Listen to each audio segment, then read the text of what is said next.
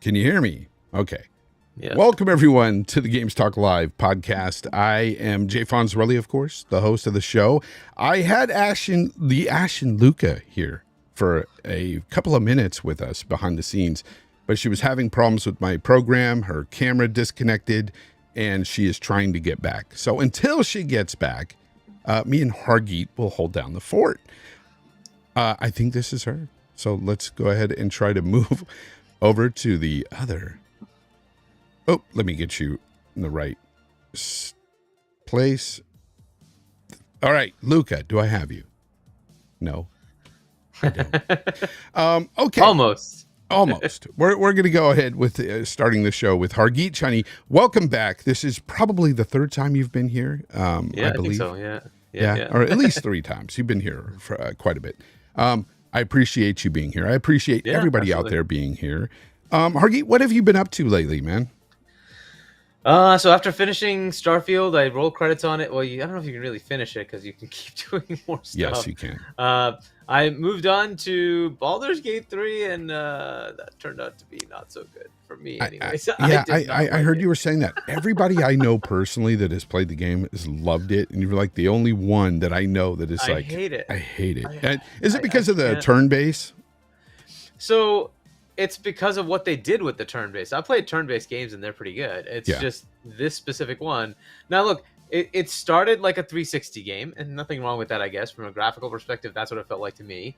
And the storyline is as cliche like D&D as you get. I'm like, okay, fine, whatever. Every character that's in your group of people that you're like taking with you suck. I can't stand them. So they're all like, there's no noble person at all, right? They're all shit. And I'm like, okay, fine, I'll kind of let this go.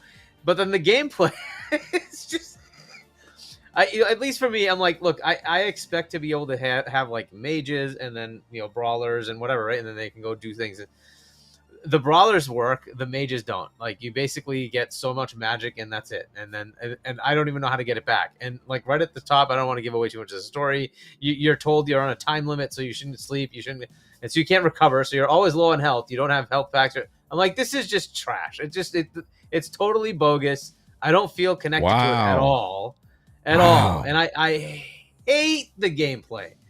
Hate it. It was so boring. After like 35, 45 minutes on one stupid battle with one stupid little area mini boss, which I finally killed, and I have to kill all the minions, and like literally every round I'm picking up people. That's what I'm doing. And I get one shot at maybe hitting somebody, but most of the times I'm just picking up people. And I'm like, dude, this is as boring as it gets. I don't even care about these characters. Let them die. Right? And I'm like, at this point, why am I playing this game? I've given up. Why am I playing this? After 12 hours, I had no interest in continuing. Yeah. So I'm like, okay, well, 12 hours is a lot to give to a game, and if it can't pull me in 12 hours, it's like, dude, like, whatever. I give up. It's definitely a personal thing here because, again, the majority of the people out there, especially PC players, I'll say, are enjoying the game immensely. Yeah. And it is highly regarded as being one of the best games of the year. Looking over at I wouldn't PS, give it anything close to that. I would say it's a 4 or 5. Yeah, being over at the PS5 side, though, I have not really heard people playing it like on the Sony side much. Like nobody's really talking about it anyway. They're really talking about Xbox mostly. I mean, that's the norm, though. So it's kind of funny how it works that way. I got a super chat here from Face23BKNY. Of course, everybody knows him. He's always super chatting these Xbox podcasts to give us a feel of what he thinks of everything Xbox, it seems. Anyways, he says, I appreciate you though, Face. I appreciate you. He says, Fonz, your thoughts on there being a PS5 Pro coming out next year and Xbox not really doing one? Well, they are doing one, and we will get into that in a little bit. We for sure will get into that. So stay tuned for that. But no, seriously, well, like I said, Baldur's Gate 3, a lot of people are loving the game. You unfortunately do not. I can't wait to personally try it out myself because I like the previous Baldur's Gate games. I like, it seems like the narrative is really good. The characters and stuff are, again, highly regarded as being like some of the best voice acted and just incredible storylines and stuff. my friend was telling me about some scenarios that happened within the game for him, and he was blown away by the choices he made within game and what happened, what the consequences were to those choices. And I love that kind of stuff in the games. That's why I love Bethesda games. So it could be that the scenarios that they offer you are so crap for what I would want to do. Right. So in a lot of games, you'll have something that's more of a Paragon and some more of a Devil. Right. So, and I choose to usually go Paragon. My choices didn't align with that. I could not make those choices. And I'm like, okay, this is just not really where I would want to go. I would not say that. I would not do that. So like, true. It just disconnects me. And I'm like, and look, for some people, they don't love that plot. That's the way it is. Right. Fine. I don't. And so I totally got like, meh. Right. Versus other games that I played, like Mass Effect, like fantastic. The story, the characters, everything fantastic. Right. Starfield, I felt the same way. I could do the things I wanted to do. I persuaded myself out of everything, right? And so it was always about not fighting, not killing, so I would always do that, right? So, and they offered me that choice. That was great, right? For some, it's like, no, I will go kill everything. Well, cool. I want to pirate every ship. I didn't want to do that. I didn't do that, right? Yeah. So these are kind of things, right? Like, so, and maybe they offer those kind of things. What I saw didn't do that, and I'm like, so I gave up. Yeah, no. I wonder how many people on console will like this game. I'm actually curious. Yeah, I wonder, right? But no. Let me change that up for a bit. Now, for me myself, I've been very into Starfield. I'm still loving the game. However, I have not been able to play this beautiful game for about a week now, close to a week, because I've been so busy with life. I've got stuff going on with my father and stuff right now, and that's getting really dire. But it's funny though, to speak of what's happened to me lately in the gaming space, besides all the news being inundated with Xbox leaks and stuff like that, because I'm still keeping up with what's going on. Somebody out there is trying to hack my Xbox account. And this has been going on now for a couple of months. And I have two-factor authentication on. So every time they try it, I get an email or I get a text saying, hey, somebody's trying to get into your Xbox account. I'm like, who? Please, if you're listening and you're trying to get into my account, stop it. I've got two-factor authentication on. You're not getting in, but you keep trying, and it's just pathetic. Like, stop. I don't understand what they even want to get into my account for. It's not like I own a whole lot of shit. I have Game Pass. I rent my games, people. That's what I do. So you're not going to be getting a lot of games there digitally or something that I own, because I rent my games and I'm proud of it. Okay. I don't care. I love Game Pass. Anyways, but that's what's been going on with me. I get these little alerts late at night. And I'll be like, what, why are you trying to do this? But they're trying to do it. Anyway, that aside, let's go on. Let's talk about our first topic here. The ABK deal is just about done. The CMA has approved, with provisions, of course, the ABK deal. Those being, of course, the streaming rights to Ubisoft for their games. Now, it's funny. This is the one thing I took away from it, because there was something in there where the CMA was coming out and saying that it would have been nice if Microsoft had these concessions initially, because they would have allowed them to go through with this. I'm thinking to myself, what stupid business owner is going to come to you with a bunch of concessions when they're trying to acquire something for $70 billion? They're not thinking about, hey, what can I give up to get this? That's not how business works. I don't know. I found it kind of silly. Hargy. It's hilarious, but it's look, silly. They're just trying to cover their ass, right? They never should have actually blocked it anyways, because the EU didn't block it, right? So, but they had to do something to cover themselves. They could see where the tribunal was going, right? The CAT, yep. They could see where the tea leaves were over there. So anyway, so they had to do something, but they couldn't just outright say, "Oh, we made a mistake." So they put this. Fine, it is what it is. Let them save face. The deal gets done. Microsoft gets away with getting what they need to do and still keep a good relationship with the CMA, right? So good enough. The whole cloud thing, to me, of course, I don't give a damn. I think it's stupid. I don't understand how that's going to... Now, what is interesting is from the leaks, we understand that there was a path, whether they took it or not, of using PC as the cloud gaming source. And Azure would then definitely be an advantage. Windows would definitely be an advantage. So given that, I could see, okay, maybe there is something to what they're saying. So if that was the case, then fair enough. Then maybe they do need to have some sort of concession. And as the CMA usually does, they don't like behavioral. They want structural, and that's what they got. They eventually got a structural. Yeah. But what they should have done was just freaking talk to them before deciding and saying, we still have a problem here. What can you do to fix it? Right? Instead of just saying we deny. Like, and maybe they did. I don't know, but like it seemed like they didn't because it was a surprise to Microsoft, right? So I don't know. Like, so hopefully everybody learns from this, but I don't know that statement was kind of amusing. It was. Why didn't they just do this ahead of time? Well, because they didn't need to. The EU had the same problem, but the EU said, so "Here's stupid. The honey-do list. Go talk to them, them. Give them the deal, and we're good to go." Yeah, yeah. It's like everybody else in the whole world has approved this deal. Why do you need concessions? Like day one, it was stupid. It was dumb. But anyhow, it's done. I got a chuckle. The stupid deal is done. Finally. We get to move forward, right? So this will still probably be somewhere closer to that deadline, October 17 deadline, right? They'll finalize it, but sometime in the next, like in the latter part of October. This is, yeah. The only question I have at this point is, when do we start seeing those games piling into Game Pass? That's what I want to see. Yeah, it's an interesting question. And the first question I have is, does Modern Warfare 3 make it? And I don't know if it does or doesn't. This is all up in the air now. Eventually, it will. I mean, maybe not day and date, but eventually it will make it in there. Eventually. So, the question is, can they do it day and date? And I don't know. There's the whole marketing thing, but should that have been nullified by the 10-year deal, right? They did sign a 10-year deal with Sony, and Jim Ryan didn't want to do the marketing anymore. He's like, why am I going to market your game? You guys own it. You can just market it yourself. Why am I going to pay you guys? Right? Yeah. Fair enough, right? So I don't know if they worked that language in and said, cool, well, we can put it in Game Pass. We'll take that. Yeah. But I don't know.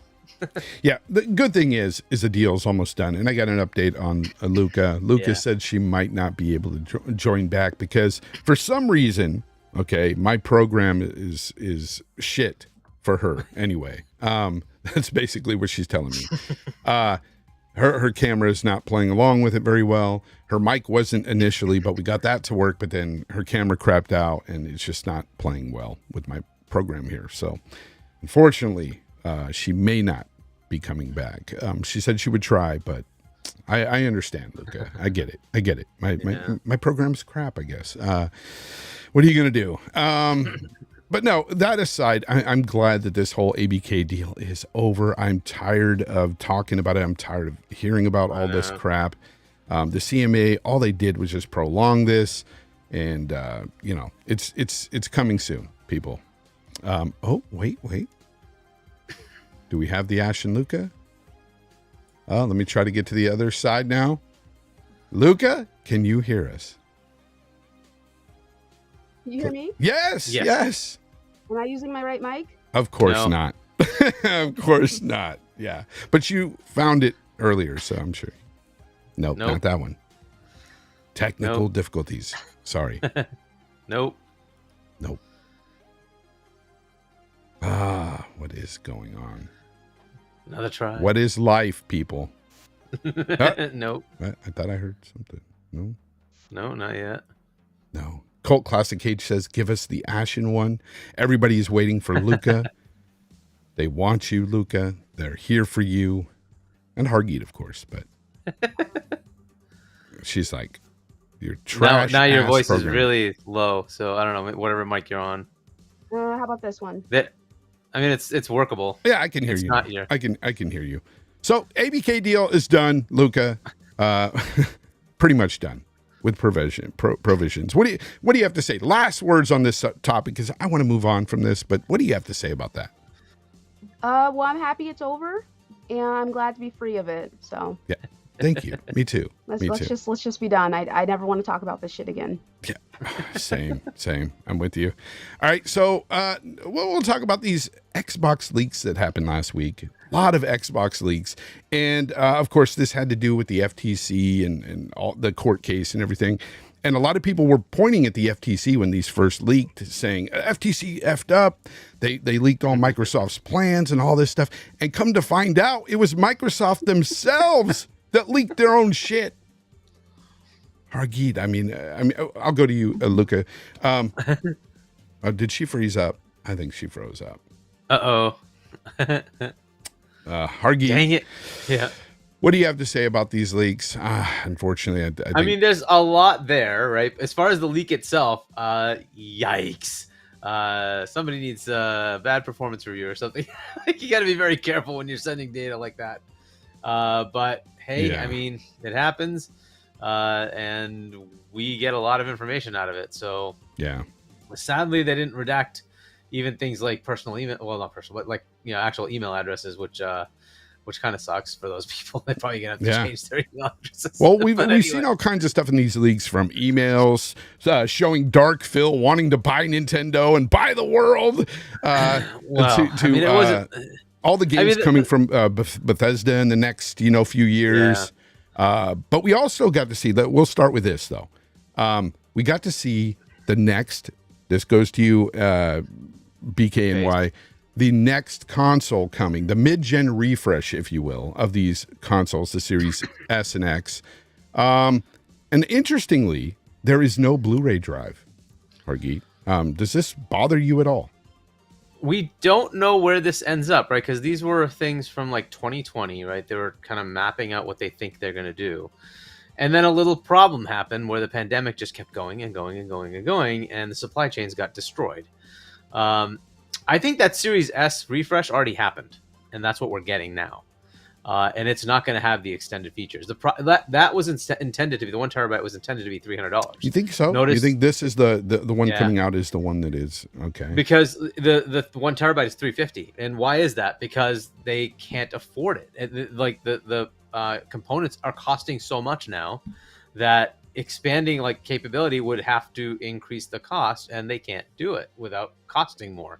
So would you pay $400 for a Series S that has more capability, and those capabilities are Wi-Fi 6? Like, who cares? Yeah, Wi-Fi 6E. It's not going to make your downloads really any faster. So it's exactly right. And so like you get a 1 terabyte, but would you pay that much more? And it's like, I don't think that would make any sense, right? So it was supposed to be 300, and this is coming out at 350. So I don't know that they do the Series X refresh. Maybe they do, maybe they don't. But if they do, they pull the drive. The only thing left would be the question: do they? What happened? He called you Harriet Johnny again. Harriet Touche. Why does it always do that? It always wants to call you Harriet Chains. Man, my Apple. It hates me. Yeah, it hates you big time. It's Harriet Chani, everybody. Harriet Chani. Anyhow, so like the potential for it still exists to cut out the Blu-ray drive. At least it gives you some savings. I don't know that you get the other benefits. I'm not sure. Again, it's cost, so it depends on if the supply chains can allow it or not. If it's viable, fine. I'm not sure if it's going to happen. And then if they cut out the drive, they need to offer an accessory. They have to, because like, look, people still have their older 360 discs or their Xbox One discs, right? And you got to allow that backwards compatibility. And to get rid of that would be kind of negative as far as what I would see, anyways, from a PR perspective. If you're going to say you're going to have backwards compatibility, well, then have it. Or if you have neither console has a drive, you're taking that entire thing away. You have to bank on digital. That's not what you promised, though. So as long as they have an accessory, fine. Go ahead and get rid of the drive in the thing. I get it. Like, most people are likely not using it. I'm sure they have the data on that, right? That most people are not using the drive. I tend to. I usually was watching Blu-ray movies that way, and I have some discs I just put into the game that way, right? So I still probably about 10% of my games are physical. So I end up having the disc. I can put the disc in. For me, it's not really a thing about being able to watch movies. I have a dedicated Blu-ray player for that, so it's not something I ever do anyway. I have yet to use the disk drive on my machine, but for some reason it's like a mental thing. Like I just want the option. If that makes sense. It's a weird thing. Maybe, I don't know, maybe it's a Gen X stupid old man thing, but I'm like, for my money, look, if you're taking it out of this and all I'm gaining in this is Wi-Fi 6E, why is it the same price? First of all, like 2 terabytes, right? It's 2 terabytes instead of 1, right? But and again, that was intended to come down. That's going to be that much more next year for. It should stay at $500, No, that's the problem. I don't think it would be 500. I think it would be 600. 600. That's the problem. That's where we are, right? I mean. Because the component shortages, everything is expensive. So are we still having shortages?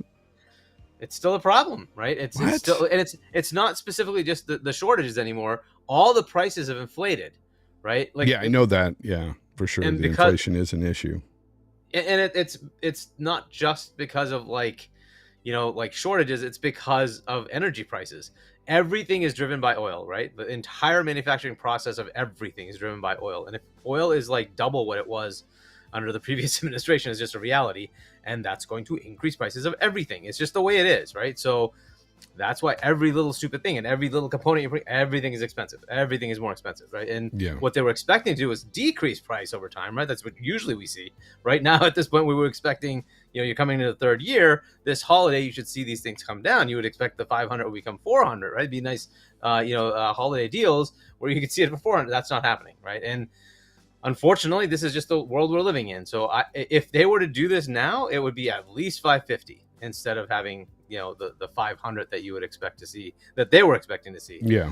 Right. But nobody realized that this was going to drag out this long, that we would have these ridiculous energy prices, now exacerbated by a war in Ukraine with Russia, who happens to supply oil to the world. Right. It is what it is. These things are all annoying, but that's the way it is. So I don't know that this happens. I don't know that this still happens. It may. But that was still going to be like a year or two out, I think right? it'll happen, right? It's supposed to happen at the end of 2024, end of next year. So maybe, but I wouldn't put too much of a bet on it. But even if it does, you are gaining that extra storage space, but it means nothing to me. Like I even when I had a 500 gigabyte PS4 at one time, I would just get rid of games if I downloaded new games. I didn't keep them on my hard drive. I rarely keep games on my hard drive unless it's a game I know I'm going to go back to. And that's rare. You can get the expansion card, right? Instead of wasting, getting another Xbox. You could do that. The other thing that's interesting is they just did this wrap that you can do around your Xbox, right? Yeah, that would only fit the current form factor. If they change the form factor, then that becomes... Yeah, because I keep putting it up on the screen, and the new form factor is basically this cylindrical garbage can looking thing. It honestly, I prefer the look of the original myself. I like the squared off look better than this. It's kind of an odd one. I don't know. So I think what you got with the Series S is the current refresh. That's it. They've already done whatever they're going to do, and that's what that is. And then the Series X, you'll probably get a refresh, right? It'll just be a cheaper version for them to build. I don't know if they remove the drive or not. But, with that drive being removed, some people would say, what about game preservation? What about being able to play the accessory those? Has to be there. Yeah. You'd have to offer that because the rumors have it that the PS5 Pro will be coming and it won't have a disk drive, but you'll have an optional add-on disk drive if you want it. So you can buy one, hook it up to the PS5 Pro, boom, you've got a disk drive. Because there are people out there who talk about game preservation and, how do we do that without physical media? Because, having this stuff digitally, if, servers get canceled or games can be taken offline and then they're gone. They're gone forever. And I mean, like you were saying, your account is being hacked. What if your account does get hacked? Then what, right? You lost your entire digital library. It's all gone, right? What do you do? And this is stuff that unfortunately happens, right? So digital world is good, but it also has some flaws. Whereas if I have a physical disc, I have a physical disc. Yeah. Right? Let me ask you something. Let me ask you something though. Do you feel like if there is a PS5 Pro and it's substantially upgraded over the PS5, do you feel like Xbox should react to that and have a true mid-gen refresh. So to speak. This has been the talk of this for a while, right? But look, I am on the side of no. I've looked back and I've said, okay, every time that somebody does that, so the N64, for instance, was like 3 to 4 times more powerful than the PS1. Who won that? PS1. Handily, right? GameCube was more powerful than the PS2. Who won that? It's not even a question. PS2 is the highest selling console of all time, right? But this is the problem. Like, power only matters if it helps you with all the games that you have. Exactly. It's really about the games. It's about the games. It ultimately is just, it's about the software. And so if Xbox does not deliver games, they're screwed, right? If they deliver, and this is the thing that I'm actually seeing, PlayStation is not enthusiastically telling you what they're doing, right? They're telling you, here are the games as a service games we're going to do. Where's your next, like Ghost of Tsushima? Where's your next, like, where are those games that we expect, right? Like, they're not there. And like, maybe they are there. I think they're waiting for this ABK thing to finish so that they can counterpunch. Because otherwise, I don't know what the hell they're doing, right? Because I was expecting that showcase they had to blow me away, right? I think everybody was like, okay. Well, we know there's games on the horizon from them, or at least to have something, right?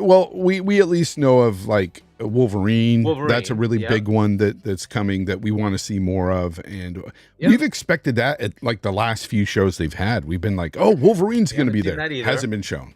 So there's been something about Silent Hill, because I think Konami let that out, right? There's a Silent Hill remake thing going on. Yeah, but in reality, like, how many people are really going to be excited for Silent Hill when?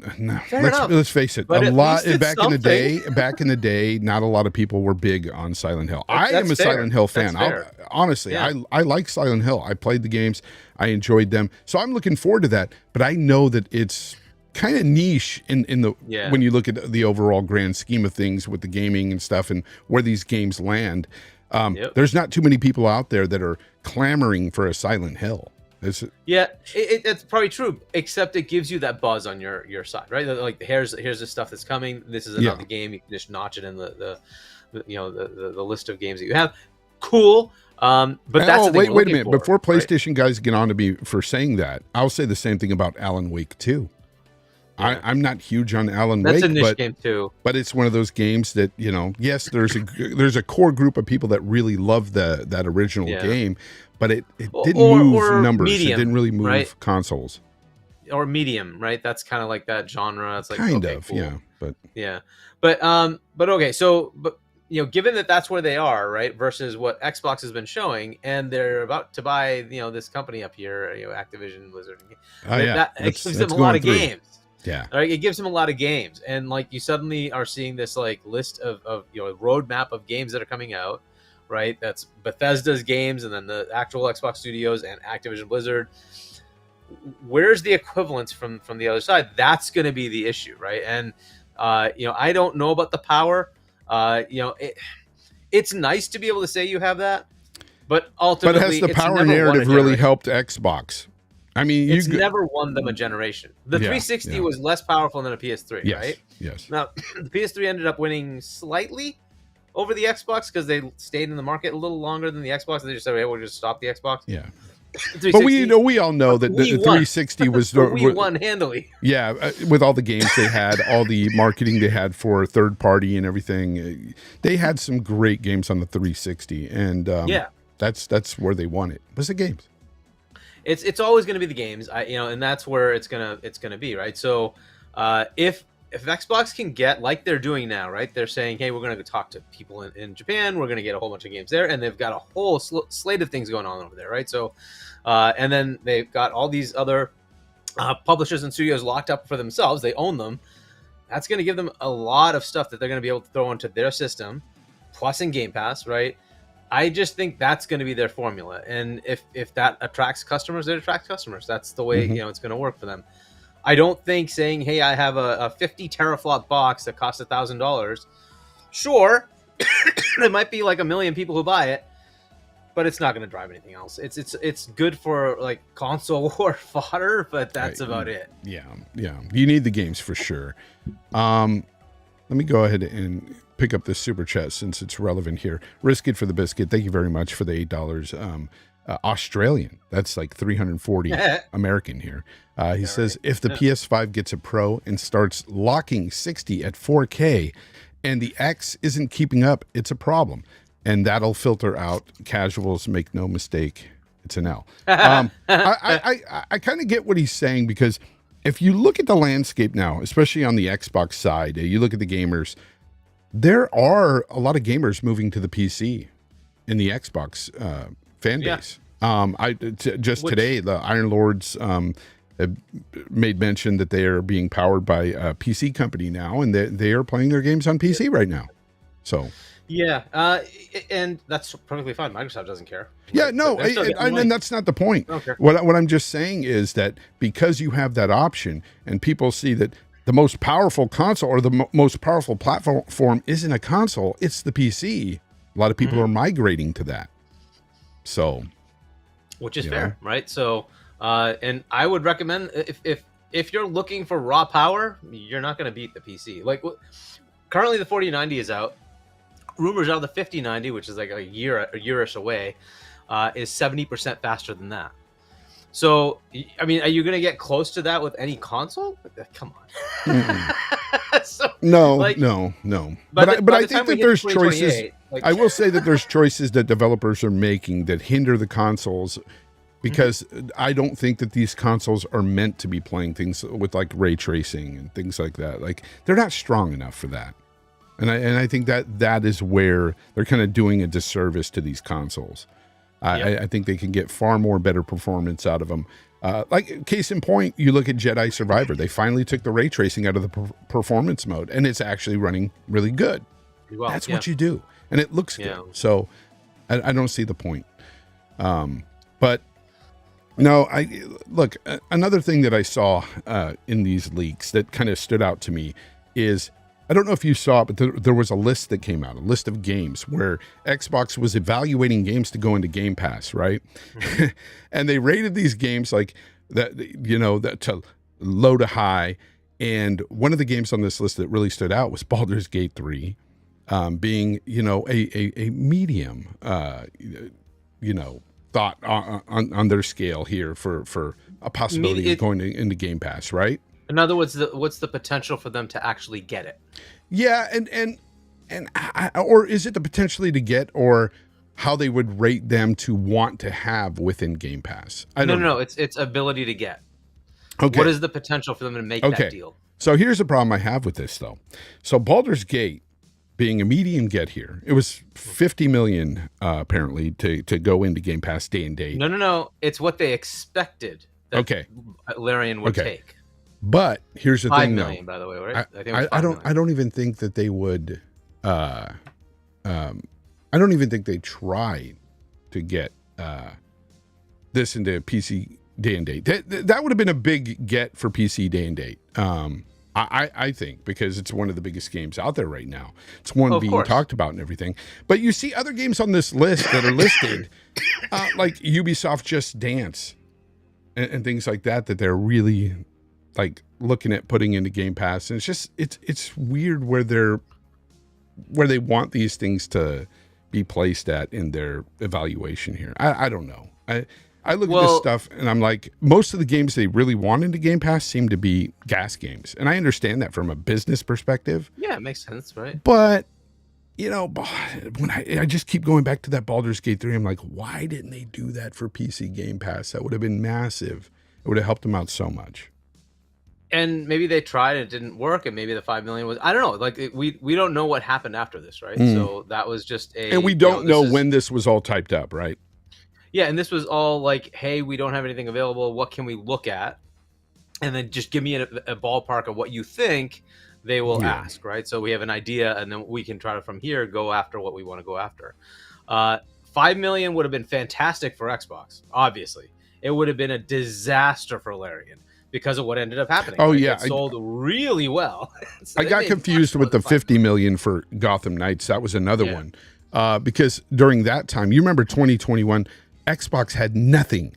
And Gotham Knights was one of those third-party games that we were thinking, that could potentially help them out going into Game Pass, because that would be a big get for them. It'd be something for them, because that year they had nothing. And so that would have been 50 mil, apparently. That's their expected to go in there. And even dropping 50 mil in there, if you think about it, it probably would have paid off for them, because I feel like a lot of people would have played Gotham within Game Pass. A lot of people ended up playing Gotham Knights like myself outside of Game Pass, buying it and enjoying the game. So that would have been a big get for them, but they missed that. You know, they missed on that. And it ultimately did get in, right? But it didn't. Yeah, it's way late. And they were looking at doing day and date plus 90. So okay, and it came in a lot later, day and date. It's probably like about a year now, right? Essentially, I think about a year later, it's coming to Game Pass. Dude, did you see the expected partner ask for Suicide Squad? 250 million. Yeah, I mean, it's Rocksteady, right? So I get it, but here's the thing: I don't know if they've evaluated the game after it's been sort of tested, right? So we'll see, right? Yeah. Again, all these things are from a while ago. I don't know if I'd even want that at this point, based on several people that talked to me about this game after playing it. You know. Yeah. You can also see the number of hours, right? So how long they expect that game to be played, right? By each person or whatever to finish it or whatever. Oh yeah, they have to break all that down, because again, being a gas game, microtransactions involved. These can be very lucrative from the business side. I feel sides, that, yeah. But as a gamer, when I look at some of these games, I'm like, nah, I don't care about that. Like, why are you even bothering with that? But and somebody mentioned it in chat too. You can never fully guess what a game is going to do, before it comes out. Like, especially before reviews and all that. You don't know. Yeah, Larian's previous games didn't go like anywhere near as high as Baldur's Gate as far as sales. So, I think the previous one was like a couple million or something like that, million and a half, something like that. So there's no, I mean, if you look at it from that perspective, that seems reasonable, right? That's how much you would expect to give them. But it sold a heck of a lot more, and good for them, right? So Larian got a lot better results just going on their own. I don't know if they actually did approach them or not. Maybe they did, maybe they didn't. They were, by the way, on the short list of like 5 to 7 people they wanted to buy. One of the the studios they wanted to buy. So it's not like they aren't aware of their quality. Well, at least from the perspective of people who like those kind of games, I obviously do not. But either way, you're the one guy that didn't, Hargeet. You're the one guy that didn't like it. Fair enough. But that's the way it goes, right? I mean, there are people who rated Starfield a 4 for Pete's sake. Like, okay, I know. All right, whatever. They're smoking crack, dude. Those people. But yeah, so as far as like this list, the cool thing is you kind of understand how they have to think about what it takes to actually go after some larger AAA games. And it's fair to say, hey, a game that might make $1 billion, they're going to want a big chunk of money to take that and put it in PC and console Game Pass, because they're going to have to forego some of that, right? And, so they're going to want an upfront payment. That makes sense, right? But that kind of gives us an idea of how many of these you can see per year, right? They're not going to be having 20 of these from third parties. That's just not going to happen. No. Right. So you're going to have smaller games that are like 5 to 10 million. There'll probably be about 10, 15 of those. And then you might have 1 or 2 that are in that very high 100 plus million, 200 million range, Especially now, Hargeet, that we've got, they're about to get a whole bunch more games from these developers that they've acquired going in first party. So you're going to have less and less of those third party deals. But I still fully expect to have those deals. And occasionally I would hope you will have those big third-party AAA games still. Yeah.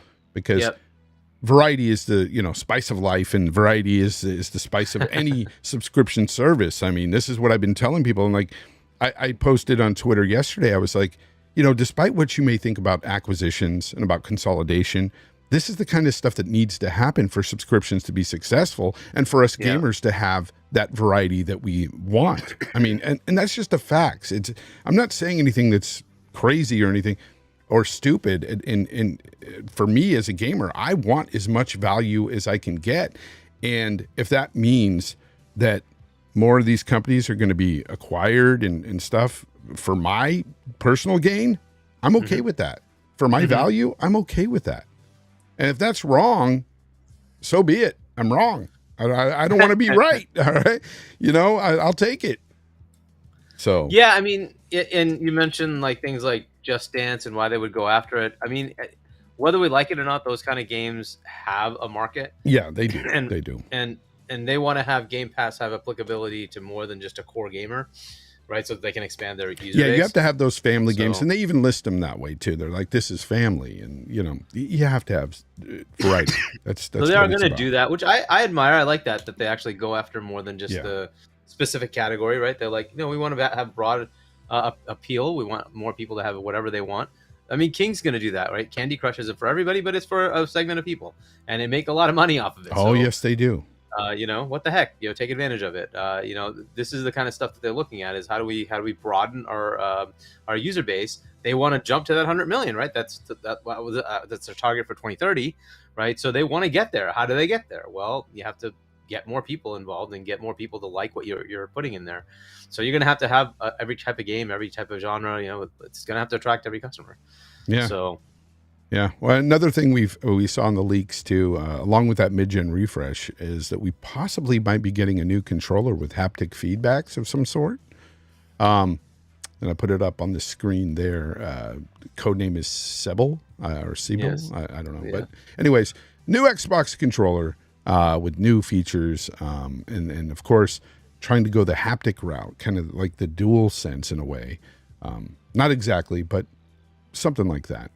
Yeah. Now, you remember back, even on Twitter, they posted a question about, they asked, Xbox fans if they would like a controller that had similar features to the DualSense and stuff. Yeah. They didn't say it in that way, but a lot of people wanted that. And I guess they're going to do that. I mean, it makes sense for them to want to do this sort of thing for their customers, have, latest and greatest features or whatever. Even though they're gimmicks to me, okay, I turn this stuff off. I don't use this stuff. But people out there like it, so they might be doing one. The design here is, the color scheme is kind of ugly to me. Crap. Yeah. I don't understand the black shoes on this thing. I don't know what you would call it, but it don't look right to me. It seems like that level there just doesn't, I don't know. It's not balanced. Whoever designed that color scheme is just way off the mark. Yeah, I mean, thankfully the colors can be whatever, right? They have a whole design lab to change all that. But but if they really kept it though at that level though, even no matter what color scheme you would do there, it would look odd. I don't like that half of the controller, not even half, is another color. But anyways, what do you think about that though? Them implementing these things like haptic feedback. Yeah, I got the official survey for this as well, and I answered the same way. So I'm okay with some level of haptics or whatever. It's okay. It's not a feature that's crazy interesting to me. But what is what is interesting is keeping that battery life, and as long as they keep the battery life, I'm good. So if they want to add some of those features, fair enough. I absolutely hate the idea of the triggers pushing back on you, which I guess some people seem to like that, but like it's like I don't want to hurt my hands to play games, and so I'm not going to be sitting there going like just get over it. I hate that idea. So that I did not want at all, and it looks like they didn't bother with that one in this. So what do you think of speaking of the battery life? And here it says there's rechargeable and swappable battery. Which means they're just going to include the play and charge kit, right? That's essentially what they're saying. Yeah.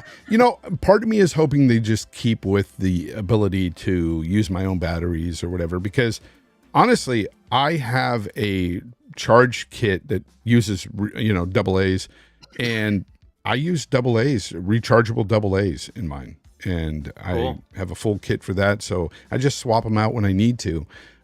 Because I've tried using those rechargeable, little blocks, and honestly, they last maybe a year, and then the battery life starts to dwindle. It's not as good as these batteries that I have, the AA's that I have. So I don't know. It could be fair enough. I hope you're right. They keep both, and if they didn't fund the Elite, but I would hope they would do that as well in Elite 3. That's based on all of this.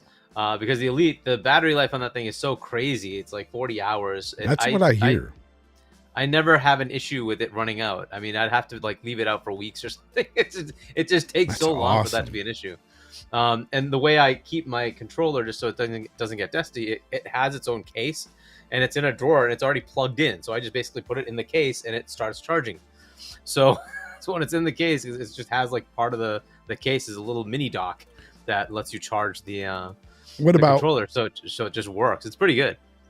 Now, what about your right bumper? Have you had a problem with the Elite? That has been one of the main things that fails on me. In this one, they have swappable thumbsticks, right? So you can remove them and put in new ones. But I don't know about that bumper. That has definitely failed on me. Yeah. And several of them. So I've had to replace. I wonder why, because so many people have that issue with the same exact bumper. Yeah. It's a design flaw, obviously. It's got to be some weird thing. I don't know. Maybe we use the right bumper a lot for games. I don't know, whatever it is, but like that one just seems to happen. It just seems to eventually flake out. It's like, God damn it. Yeah. Was there anything else in these leaks that stood out to you at all, or? There's plenty that stood out. Did you see like the Target sales numbers? So I did. So you can speak on those if you want. Yeah, so they're expecting by the end of this year to have 29 million sold consoles, and by the end of their run to have 59 million sold consoles. And putting that in perspective, Sony intends to sell more than 60 million by the end of this fiscal, which is end of March, in 2024. So they are going to be doubled. That's just the way it is, right? So it's going to be 2-to-1 again. And I guess that's their plan, and this is their plan from 2020, right? So this is not something that they were expecting to deviate from going into the generation. So that just tells you how it was expected. Now, behind the scenes, I think we've talked, right? Like, and Zakar and Zakar has even lower estimates, but I was saying I think 60 million is going to be their good outcome, and if they can get beyond that, that would be fantastic, right? Yeah. And so that's exactly where they ended up. That's where they were thinking too. So that was another one that I thought was interesting. We certainly saw a roadmap of games from Bethesda pre-acquisition. Of what they were expecting for a roadmap of releases. And that has obviously changed because like Starfield was supposed to come out 2 years ago, 2021. Yeah. That has not happened, right? It came out in 2023. A lot of those were pushed out, and part of that is once Xbox buys them, they're like, yeah, this needs more work. We're not going to release it in this fashion. If anything, the leak kind of solidified the rumors of having an Oblivion remaster, not a remake. Unfortunately, yeah. I would rather have a remake, if anything, because Oblivion is my favorite out of that Elder Scrolls series. Elder Scrolls, yeah. Yeah, I love Oblivion. So a remaster isn't going to do much for me, but I can understand there's a lot of people out there that will pick it up, play it, and it'll be in Game Pass for sure. And Fallout 3, right? They're going to do that. What I'd like to see is, like, if they could do it, is the original trilogy of Elder Scrolls and the original trilogy of Fallout, they should just remake them both. Yeah. Because the original games, like Elder Scrolls 1 and 2, are very, very different, right? And Morrowind, though is good, I kind of lost track because it wasn't doing all the convenience features of keeping a journal of where you were going. Did you play Morrowind back in the day when it first dropped, or did you play it years later? I played it right around when it came out. Okay, I played it when it came out myself. Yeah, with the OG Xbox. And it was like things where like, hey, I found this piece. I remember somebody saying that they wanted this, but who the heck was that? And I'm like, there's no journal telling you, oh, you need to go back here, right? And in a game of that immenseness, it just becomes like I have to write all this down. I'm like, not going to do that, right? So it's funny. It'd be awesome if they. I think a lot of us wrote down a lot of stuff when we were playing Morrowind. Yeah. I think because that's the way it was. They really expected you to journal everything yourself, and I'm like, dude, I'm not gonna. So.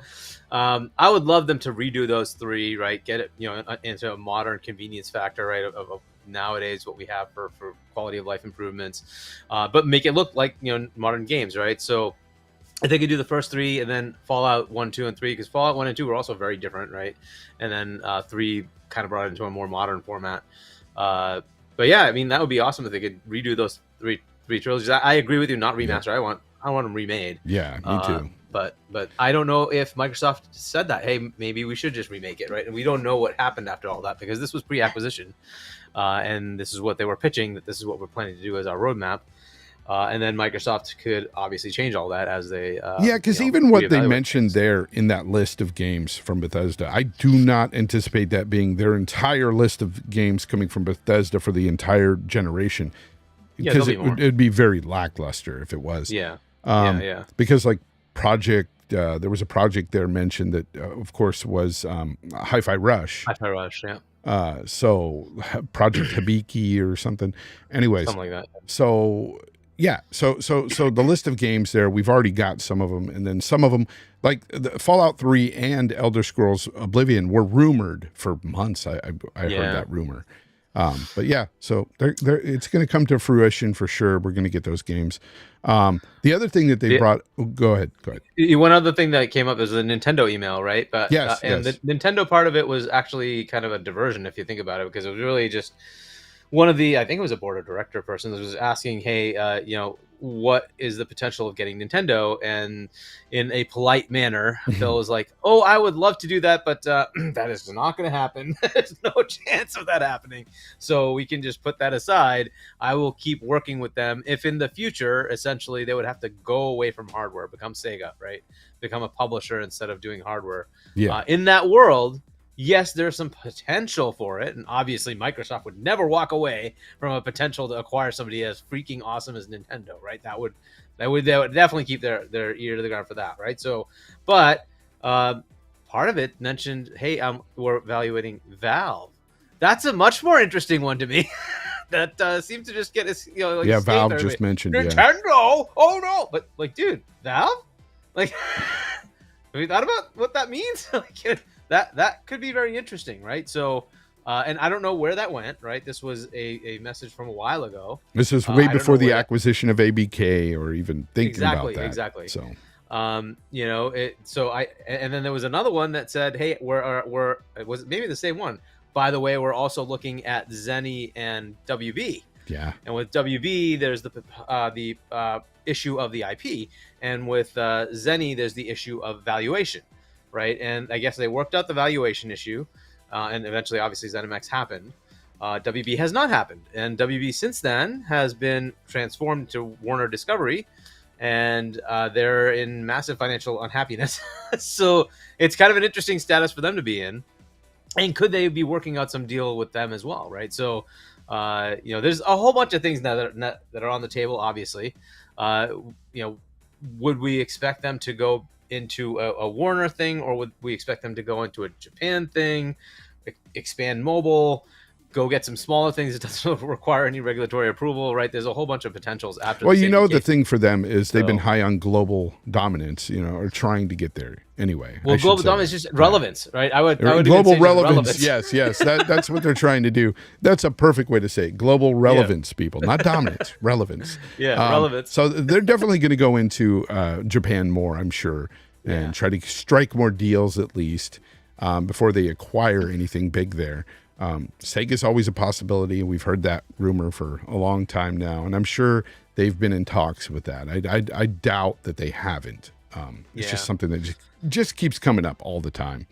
The other thing we heard too from these leaks was the fact that we got sort of a look at what they're thinking about doing in the future when it comes to their next console, and it's some sort of hybrid cloud, based console. I don't know. I'll put it up on the screen. A cohesive hybrid compute, it says here, to develop a next generation hybrid gaming platform capable of leveraging the combined power of the client and cloud to deliver deeper immersion, entirely new classes of a gaming experience. So basically local hardware with cloud tech, trying to push this at a lower price and get better results, get better performance in graphics and stuff. Trying to push that. But Hargeet, I need to ask you, because you're somebody who's been kind of like a proponent of like cloud, really, or not really a fan of cloud, I should say. Well, there's two parts of cloud, right? There's using cloud to expand the potential of a game, and then there's playing the whole game in the cloud and streaming it to your device. The second one is the latter. I'm not interested in that, because I think ultimately the devices are just going to be too powerful. There'll be no point. What they're doing is perfect. This is what you want to have. You want enough power locally to run the elements that need to run locally, and then let the cloud do what the cloud does. I'm all good with this as long as they can make the money part of it work, right? Cloud isn't cheap, so we have to keep that in mind.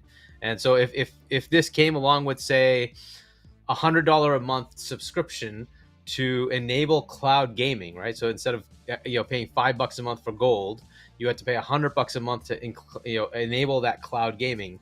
Would you pay it, right? Because ultimately, this stuff that they're looking to do is say, hey, I will give you 500 computers worth of compute time whenever you're playing something. Okay, that's. I mean, if it was that cheap, they would just give it to you in your house, right? That's the problem I'm looking at. So it's cool theoretically, right? As long as they can make the financials work with it, great. But today we already have games that use cloud.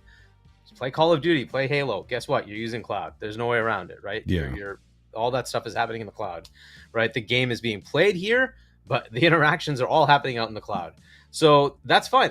And that should continue to go. And if you can enhance your game by having cloud elements, why not, right? Destiny, for instance, has all these players all over the place, and you get to see all those players do their own little thing, and you're doing your stuff, and they can interact with you and may not interact with you. Like that's cloud, right? So will that continue? Of course it'll continue. And what they're saying here is we'll have enough horsepower to drive your local capabilities and then enhance everything with cloud capabilities on top of that.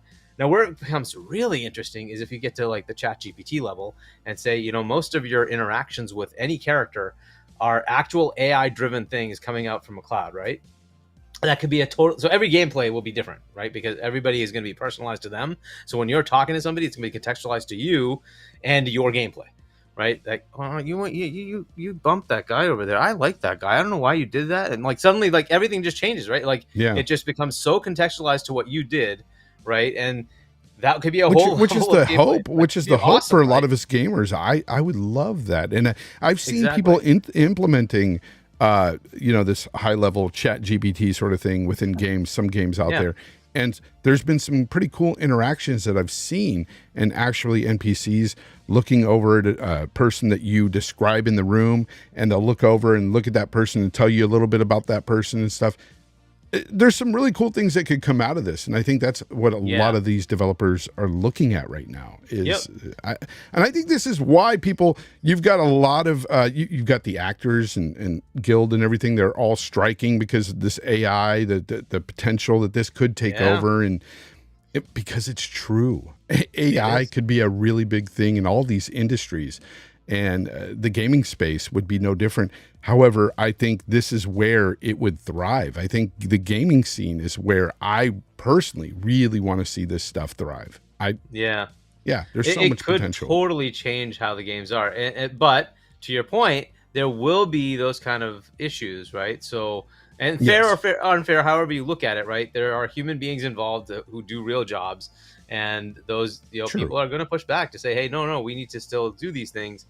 I don't know, right? Eventually it's going to be like that where, you will be able to just type in, I want a game that has these kind of parameters, and it will just pipe out the game. You'll just make people authors right now are writing books through Chat GPT, and they're publishing these books just written like it's nuts. It's going to be an interesting time, right? And so a lot of these things are going to come up. What's ethical? What's not ethical? Are you allowed to publish a book that's been written by ChatGPT? Yeah. I don't know, right? So, but these things will have to get worked out. There's just blatant copying, right? Because eventually, the AI is basically analyzing other people's work and then extrapolating and creating something. Yes. But is that a fair thing to do? Could you say, hey, no, those people then should be, if you reference these 500 people, each one of them should be paid for that, right? Maybe, I don't know, right? That all needs to be worked out, right? So, but that's aside. I think the cloud gaming, hybrid thing, I think it sounds more nefarious than it really is, because we're already there. Pretty much all of our games are already leveraging cloud capabilities. We just don't realize it, right? But that's what's happening, right? So it's just taking it to the next level to say, hey, you don't have to pay so much for local stuff. We'll give you enough to run the things you need to run locally, and everything else is cloud enhanced. And I'm good with that. That makes a lot of sense. Mm-hmm. Again, as long as the economics work, that's great, right? But as far as the stream everything thing, it sounds cool. It's a nice side benefit. I just don't see people saying, I'm going to eliminate my phone, I'm going to eliminate my console, I'm going to eliminate my PC, and just do cloud. Cool if that's you, I don't think the average person is going to do that. And that console essentially says the same thing. We're going to run the local elements. Here are the processing capabilities we're going to offer locally. And then the cloud will enhance the rest of it and give you the rest of it. Perfect. I like that. That's fine. We'll see what Kojima's game does, right? That's supposed to be a cloud-enabled game. Yeah. We'll I think, that'll be kind of a test there. We'll see what happens. Before I move on here, let me get through some of these super chats. Jax82, thank you very much for the super chat. He says, my PlayStation account has been hacked twice. Missed it the first time, caught it the second time, changed my password multiple times. That happened to me way back in the PS3 era. I got hacked on the PlayStation 3. Oh, dang. Haven't been hacked since. Second factor. Make sure you have a second factor. But yeah. That two-factor authentication is really legit. That's I've done that for everything that offers it. My bills, whatever it is, if it offers two-factor, I'm there. I hook it up.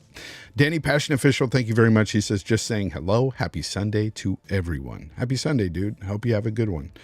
BT Maverick 707 with the $5 super chat says to want to show some support to the best voice in gaming podcast, Mr. Fonz.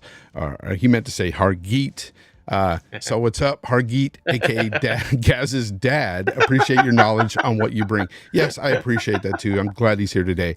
Unfortunately, with Ash and Luca, her program my program would just not allow her to stay joined. I don't know. There's some complications there. And it sucks because I really wanted to talk to Luca today. I miss Luca. I wanted to have her on. Mark with the Just Gaming Podcast says, hit those likes, folks. This man is spitting fire. He's talking about Hargeet when you were spitting about all that knowledge when it comes to the cloud tech, Chat GPT, and all that stuff. Yeah, no, it's just interesting stuff. But we're going to move on from there. We're going to talk a little bit about, let's see what I have on the agenda here. Oh, yeah. Tokyo Game Show happened last week as well.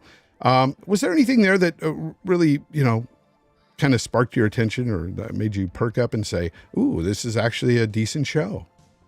I thought overall it was a pretty good show, but you have to like those kind of games. That's kind of the thing, right? Now, for me, things like having the Yakuza games come in is pretty cool. They got Octopath Traveler finally coming to Xbox, right? So up to Octopath Traveler. Yeah, because Octopath was in Game Pass. Yeah, Octopath Traveler 2. I don't see any confirmation. There was one site that said it was coming to Game Pass, but I don't know that that's happening. But it is at least coming to Xbox. Yeah. So hopefully they do work out something and put it in Game Pass. That'd be cool. One that blew me away was that Elder Scrolls Online was never localized to Japan, and they finally are localizing to Japan. So now Japanese players can actually go play Elder Scrolls Online. I did not know that was not happening there for them. Yeah, I just did not realize. So Bethesda's it was just too small. They just never had the potential to do it. So so that's really awesome that they. So are you saying that this is a benefit of being underneath Microsoft, having the means to do so? Of course, the resources are just obviously bigger. I was told Microsoft just kills every developer that they get. Of course. Every game that comes out from these developers are going to be ultimate trash now. They're not going to do anything for them. However, if you look back, you had, I think his name was Tim Schafer from Double Fine, stating that Microsoft helped immensely on Psychonauts 2 and brought Psychonauts to the next level and made that a great freaking game. But no, Microsoft always does wrong, right? They also greenlit Grounded, which is a fantastic game. For those who haven't played it, please play it. It's great. They also greenlit Pentiment, and Pentiment, IGN gave that a 10. I'm just saying, right? Like, God. Just don't expect. Are you really going to champion IGN's scoring system now? Because in general, I find IGN 7 out of 10. Well, Starfield is one of those weird ones, but in general, they've been pretty fair. It's his opinion. Whatever. But in this case, whatever, it is what it is. Obviously Microsoft helps in some ways, and if they're too hands off, they'll have to learn and adapt, right? That's fine. It'll happen, right? The point of buying ZeniMax was you're an established set of studios. You know what you're doing. We'll trust that you know what you're doing, right? And if it turns out you're not going to actually be trustworthy and you put out something garbage, then we will work with you to fix that, right? I mean, that's the way it is, right? So if you go get like a really good NFL football player and say, you know what, no, I need to micromanage everything you do. It's like, dude, I've already done this. Imagine doing that to Tom Brady, right? Coming in and saying, Yeah. Do you know how to throw a football? Have you done this before? Yeah. Like, we're gonna watch you. We're gonna watch your form. Yeah. It's like, He's freaking Tom Brady. Shut the like, up. Yeah. Exactly. So that's what they hired, right? They're like, we got God Howard. Go. Just go do your thing. Yeah. Right? And you know, It's like, and well, it's true. okay. Mr. J in chat, he's 100% correct when he says Microsoft also helped getting Starfield in a better state. He gave them an extra year of polish. Of course they did. 2 years. 2 years of polish, because they were going to release this in 2021. This was coming out in 2021. As you see in the roadmap, they were going to release it in 2021. That's they gave true. them 2 years. Said, no, it's not ready. Take your time. That's true. So, I just don't subscribe to this notion that Xbox just kills the developers they buy and everything that comes out afterward is crap. Because, I mean, Psychonauts 2 alone killed that freaking narrative, because that game was one of my games of the year that year. I put that up above a lot of AAA games out there. Yeah, that was a really good game. Forza Horizon 4 came out after acquisition, and 5 was fully done under acquisition. Can we really say Forza Horizon 5 is a bad game? I mean, come on. Come on. It's ridiculous. But no, for me, watching the Tokyo Game Show, the one thing that I personally liked was seeing the gameplay for Dragon's Dogma 2. Oh, yeah. I thought it really looked good, man. So I'll put some of that on the screen while we talk here. But yeah, I enjoyed watching this. I really like what we're seeing in this game. I never played Dragon's Dogma 1. I heard it's great. But I did. I finished that one. It was good. I recommend it. Yeah. So part 2 looks even better. And I love these kind of games, these fantasy games. So it's definitely one I'm going to pick up and play.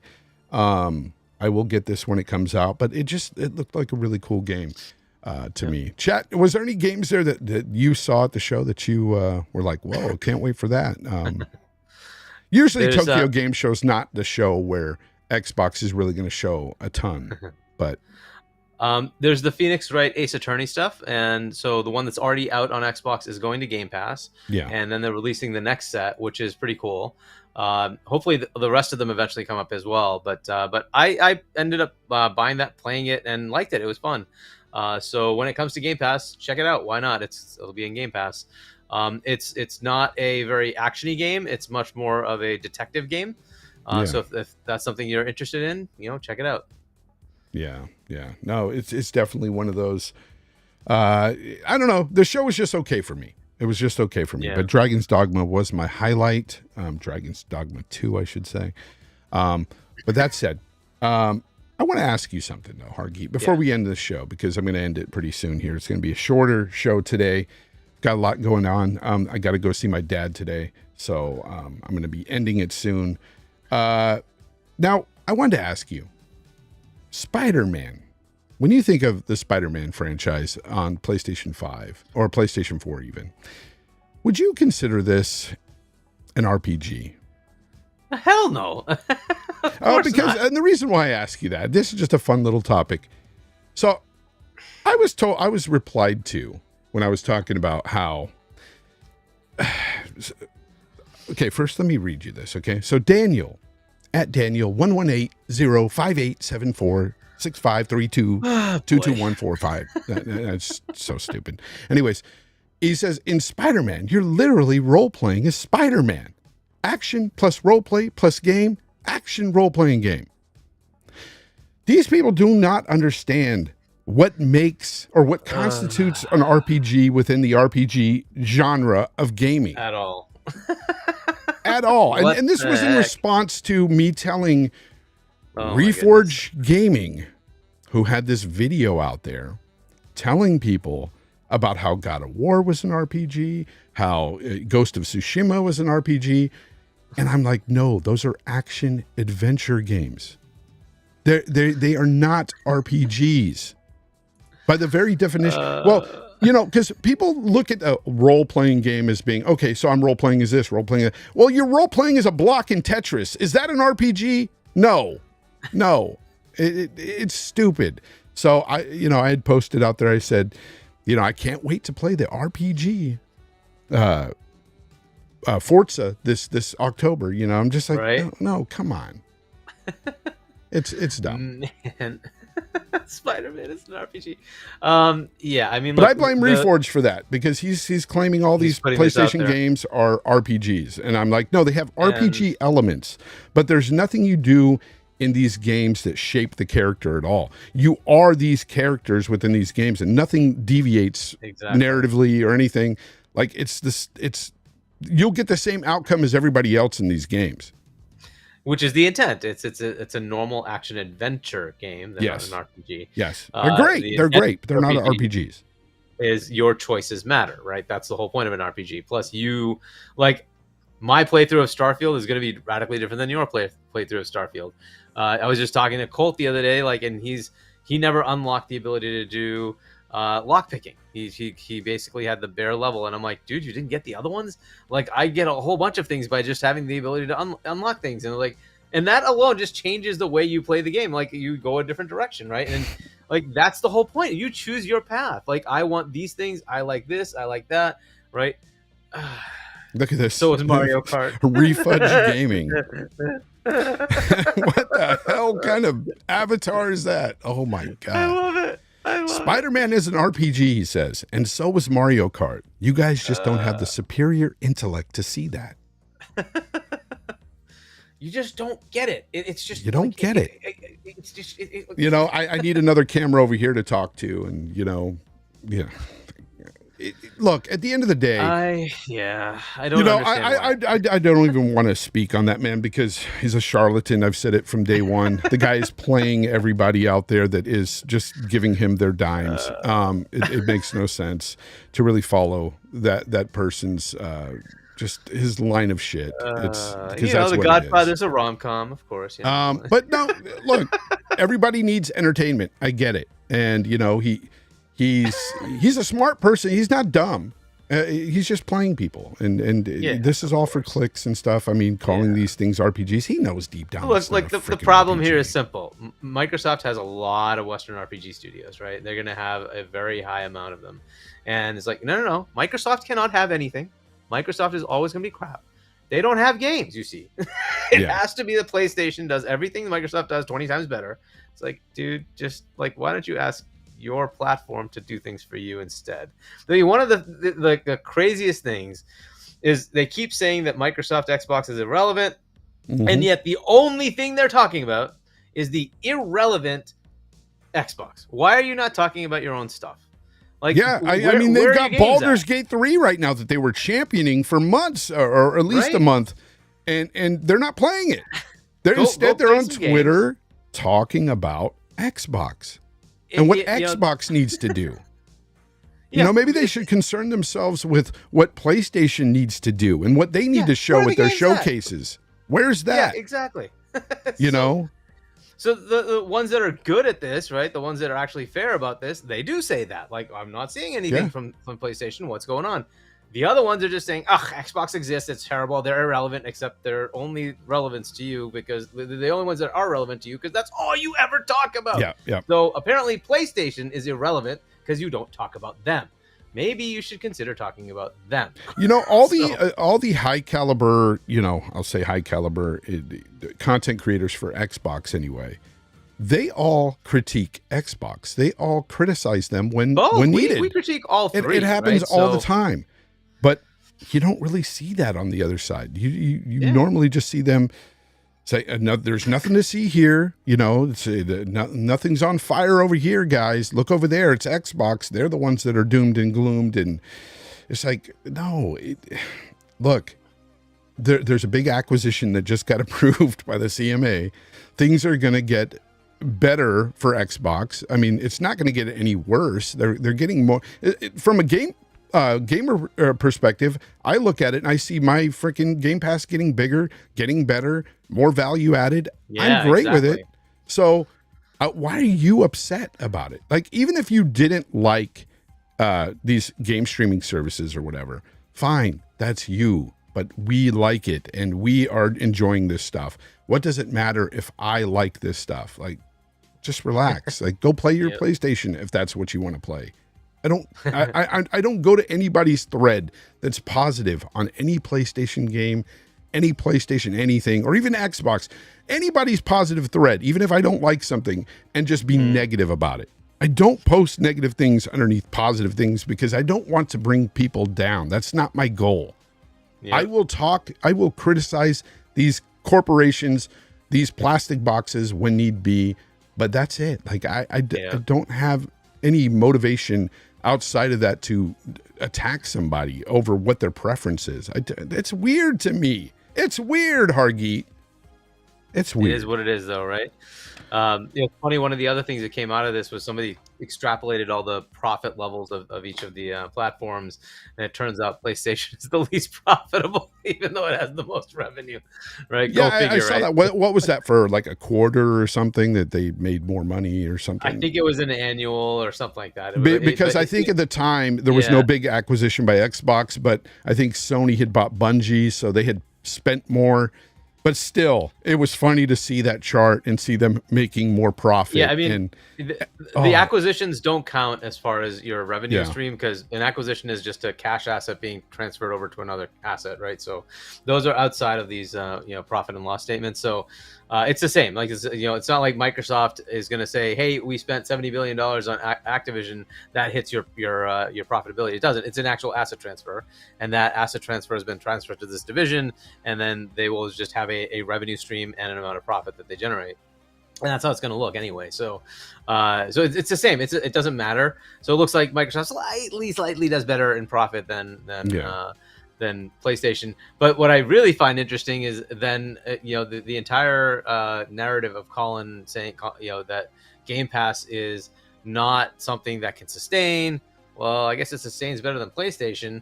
Jim Ryan saying that it's profit destructive or whatever it was, right? Well, I'm sorry, but it's working. Maybe you should take some notes because they're making more than you. I think Colt said it best. Colt said it best when he said that he should have said, I think he was saying. He should have said value disruptive. Yeah, exactly. It's going to change the way things are, but that's up to you to figure out, right? You work the system and make it work for you. And but yeah, it's and then you crazy. look at games like Starfield in Game Pass day and date, still sold really well outside of Game Pass. Yeah. So it's a problem for people that are against this subscription service. I don't know why they're so against it, because casuals are obviously liking it. Just like they do, they consume their other forms of media, like movies, TV. Everything is like digital now.